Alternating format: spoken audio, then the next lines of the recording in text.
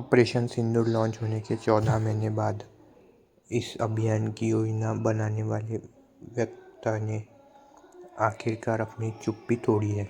राष्ट्रीय सुरक्षा सलाहकार अजीत डोभाल ने ऑपरेशन के बाद अपना पहला इंटरव्यू दिया है और उनका संदेश बिल्कुल स्पष्ट है: भारत के धैर्य को कमज़ोर न समझें। इस इंटरव्यू का महत्व समझने के लिए हमें 22 अप्रैल 2025 पर वापस जाना होगा।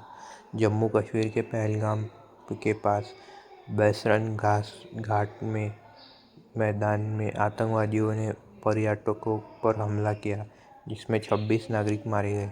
यह हाल के वर्षों में इस क्षेत्र में नागरिकों पर हुए सबसे घातक हमले में से एक था और इसने एक जवाब की मांग की।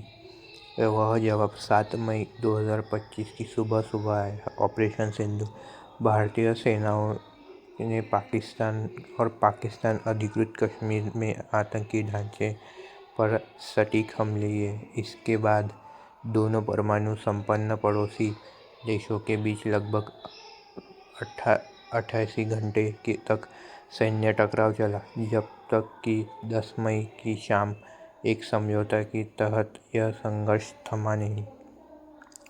अब एक साल से ज़्यादा समय बाद डोभाल पहली बार सार्वजनिक रूप से बोल रहे हैं। डिस्कवरी की आने वाली डॉक्यू सीरीज डिक्लासिफाइड ऑपरेशन सिंदूर के हिस्से के तौर पर इसमें वह इस अभियान के पीछे लाई गई फैसलों का दुर्लभ प्रत्यक्ष विवरण देते हैं। वे कहते हैं कि भारत की उदारता और सहनशीलता को उसकी कमजोरी न समझा जाए और देश किसी भी नतीजे की परवाह किए बिना जोखिम उठाने पर कड़ा प्रहार करने के लिए तैयार है। यह एक बेहद तीखी बात है।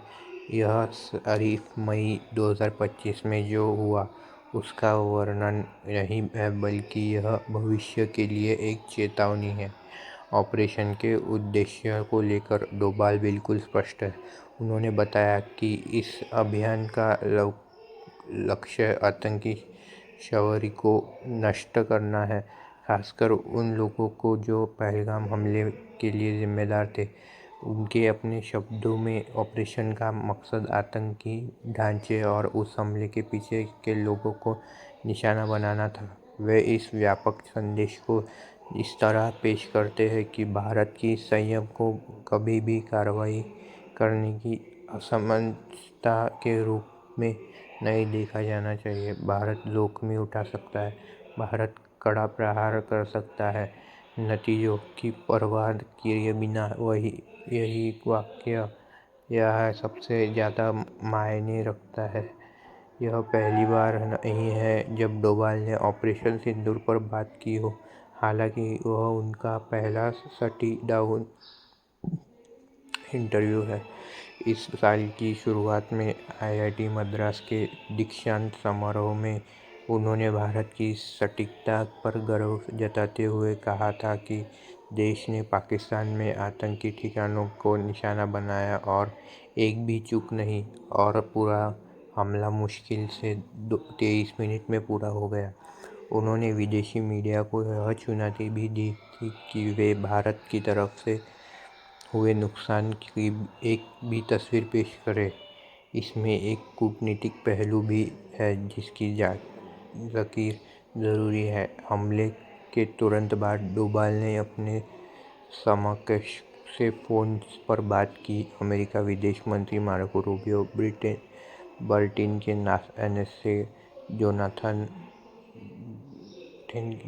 NSA जोनाथन पॉवेल और जापान, सऊदी अरब व UAE के NSA, और उन्होंने बताया कि भारत की कार्रवाई मापी-तुली और गैर-उग्र थी। अंतर्राष्ट्रीय स्तर पर संदेश एक जैसा था: भारत बड़ी लड़ाई नहीं चाहता, लेकिन पीछे हटने वाला भी नहीं है। तो सवाल यह है कि बात एक साल से ज़्यादा समय बाद एक साल से ज़्यादा समय बाद अब क्यों सामने आ रही है। आशंकित रूप से इसकी वजह डॉक्यू सीरीज़ की रिलीज़ है, जो डिसक्लासिफाइड ऑपरेशन सिंदूर के नाम से शनिवार रात 9 बजे डिस्कवरी और डिस्कवरी प्लस पर प्रीमियर होगी। लेकिन इसका समय भी उतना ही मायने रखता है। क्षेत्र में तनाव तभी भी बना हुआ है और भारत यह स्पष्ट संदेश देना चाहता है कि उसकी नीति में कोई बदलाव नहीं आया है। संयम एक वैकल्पिक है, कमजोरी नहीं। अजीत डोभाल का यह इंटरव्यू सिर्फ एक साल पुराने ऑपरेशन की कहानी पर नहीं है, यह भारत की सुरक्षा सोच में एक बदलाव की झलक है, जहां कूटनीतिक संयम और सैन्य तत्परता दोनों एक साथ एक ही रणनीति का हिस्सा है। संदेश साफ है, भारत बातचीत के दरवाजे हमेशा खुला रखेगा, लेकिन ज़रूरत पड़ने पर वह फटेगा भी नहीं।